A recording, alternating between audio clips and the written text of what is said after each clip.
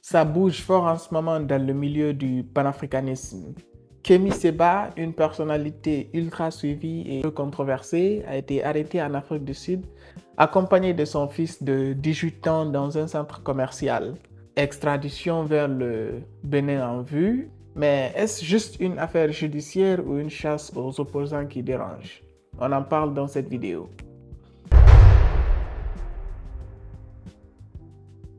Kémy Séba, de son vrai nom Stélio Gilles Robert Kapochichi, a été arrêté ce lundi 13 avril 2026 dans un centre commercial à Pretoria, en Afrique du Sud, par les forces spéciales sud-africaines, les Hawks. Avec lui, son fils du nom de Konsu et un Sud-Africain qui aurait été payé près de 13 000 € pour les aider à traverser illégalement la frontière vers le Zimbabwe à travers le fleuve Limpopo avec l'intention de rejoindre l'Europe. En plus d'avoir déjà été placés en détention provisoire, ils ont déjà comparu devant un tribunal brièvement et l'affaire a été renvoyée au 20 avril 2026. Une procédure d'extradition vers le Bénin est déjà en cours. Après la tentative de coup d'État manqué à Cotonou le 7 décembre 2025, Kémy Séba avait publié une vidéo où il saluait le jour de la libération du Bénin et soutenait les militaires qui avaient brièvement annoncé la destitution du président d'alors, Patrice Talon. Hier, ils riaient. Aujourd'hui, ils s'inquiètent. Demain, ils s'excuseront. Coup d'État au Bénin. Coup d'État au Bénin. Dans notre pays, petit par la taille, mais grand par l'histoire. Grand par le courage du peuple, grand par le courage de ses patriotes militaires, grand par le courage de ceux qui ont résisté sans jamais rien laisser au clan de prédateurs économiques qu'est le clan du président Patrice Talon. La justice béninoise l'accuse d'apologie de crimes contre la sûreté de l'État et d'incitation à la rébellion.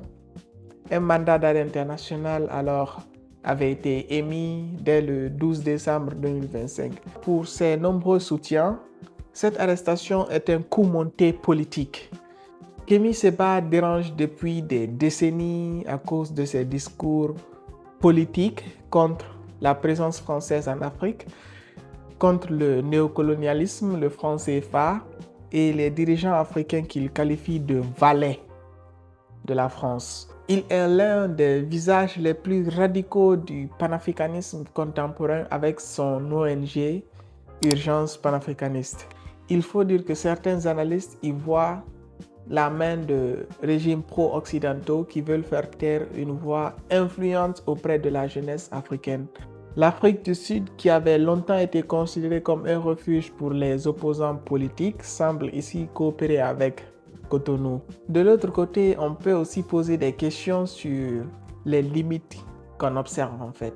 Peut-on applaudir un coup d'État violent sans conséquence? La liberté d'expression a-t-elle des frontières lorsqu'il s'agit de la sûreté de l'État? Il est important de rappeler que Kémy Séba n'est pas à son premier clash avec des gouvernements africains. Il avait été notamment expulsé ou refoulé de certains pays africains, notamment au Sénégal, en Côte d'Ivoire, en Guinée ou même au Burkina Faso avec l'ancien président Marc Gaboré.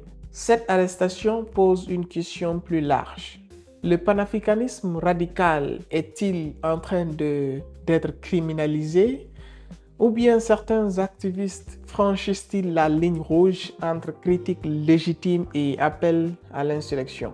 Qu'on soit d'accord ou pas, avec les méthodes et les discours de Kémy Séba, son arrestation marque un nouveau chapitre dans les tensions entre souveraineté des États africains et militantisme transnational. On saura rapidement ce qu'il adviendra de Kémy Séba après son audience du 20 avril 2026.